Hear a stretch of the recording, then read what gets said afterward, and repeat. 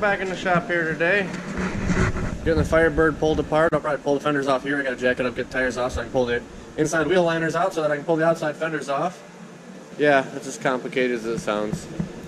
And then we'll be able to get the radiator out, the core support, and motor will be ready to come out, so that's pretty exciting. Picked up a couple things today, some more Ziploc bags, and picked up some gas line. Why do I need gas line? Well, I got myself some socket organizers. That's not why I need the gas line. This is why I need the gas line.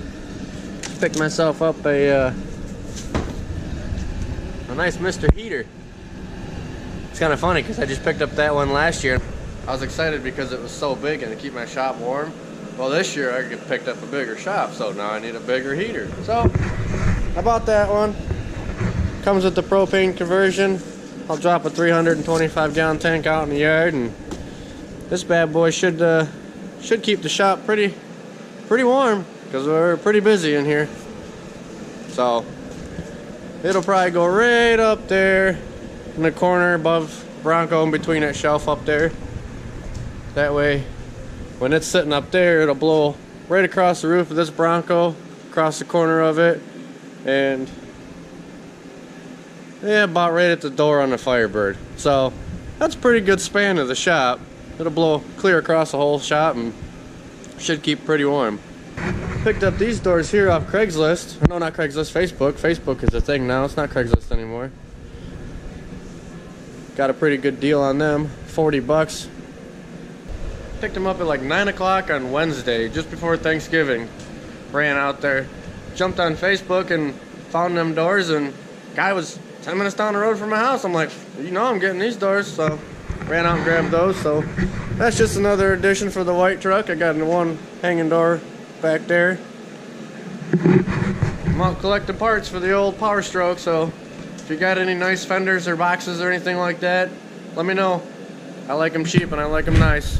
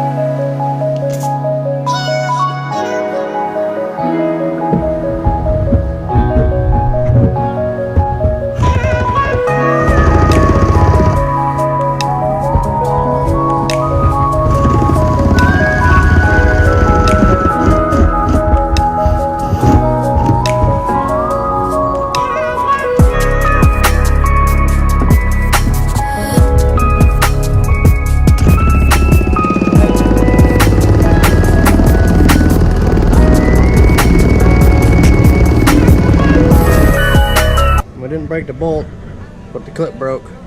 So now we can snap a pair of vice grips on there.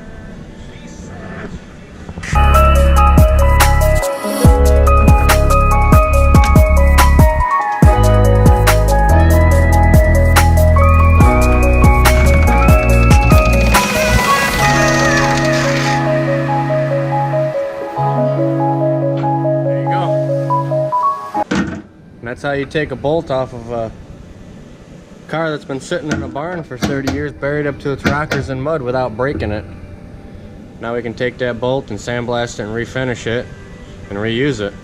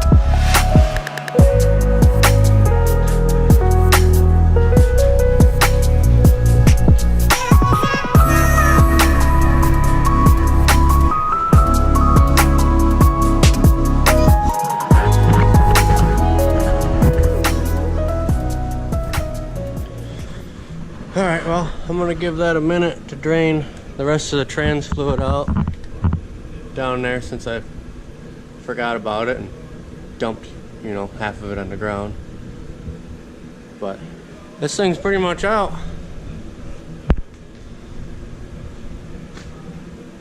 I'll get this pulled out, and then I got a engine stand. I'm gonna separate motor and trans. I'll put this on an engine stand so we can get this motor all cleaned up and go through the trans, maybe have that checked out.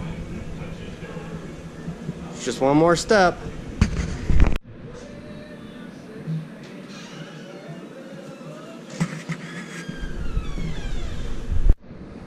So I jacked this up, and I don't think that's supposed to do that. I'm gonna move these out, maybe. I'm gonna put them right, I don't know, right there, I guess, and lower it down and see if this stays attached to the car. I honestly think if it don't, the only thing holding it on would have been this steering shaft and the fenders.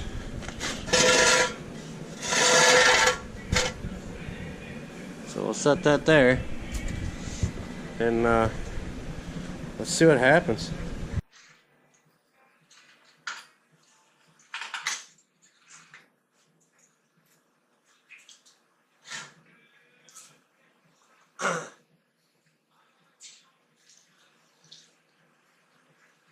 Guess that one stinks.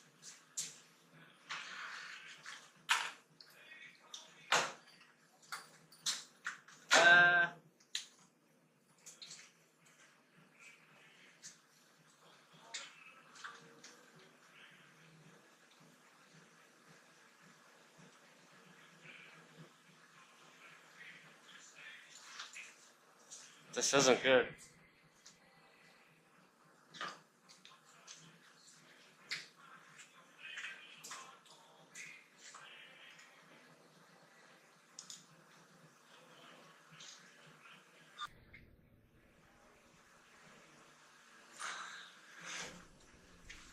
I think there's still one bolt holding this on.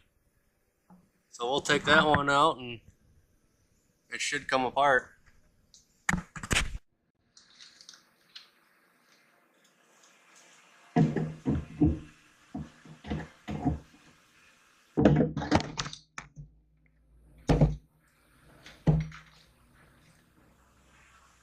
I only had to take out one bolt. I don't know if that's how it's supposed to come off. So let's get this dragged out of here and we'll fab up something to attach to here so we can put some caster wheels on it so it'll roll around.